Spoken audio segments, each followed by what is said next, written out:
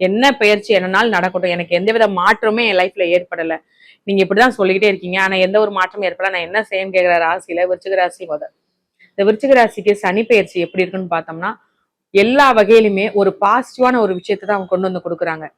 ஏன்னா நீங்க ஏதாவது ரொம்ப சோர்ந்து போய் உட்கார்ற நேரத்துல நான் என்னால முடிக்கவே முடியாதுன்னு நினைச்ச காரியங்கள்லாம் இந்த காலகட்டத்துல நீங்க நினைச்சதை முடிப்பீங்க. அதுவும் நீங்க எதிர்பாராத வெற்றியோட முடிப்பீங்க.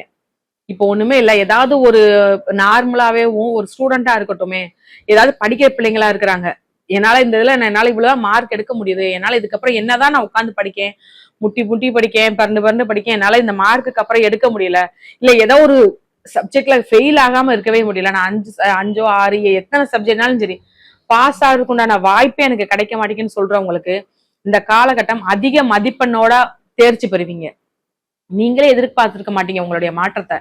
அவ்வளவு மாற்றம் உங்களுக்கு படிப்புல கல்வியில உங்களுக்கு வரும்.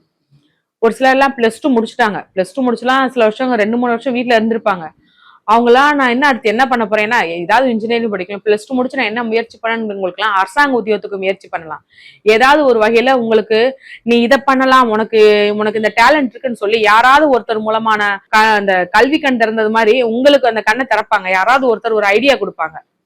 அந்த ஐடியாவை இந்த சனி பயிற்சி உங்களுக்கு கொடுக்கும்போது நீங்க தயவு செய்து அதை பயன்படுத்திக் கொள்ளுங்க. உயர்கல்வி படிக்கக்கூடிய மாணவர்கள் ஆர்வமா இருக்கிறவங்க கண்டிப்பா படிங்க.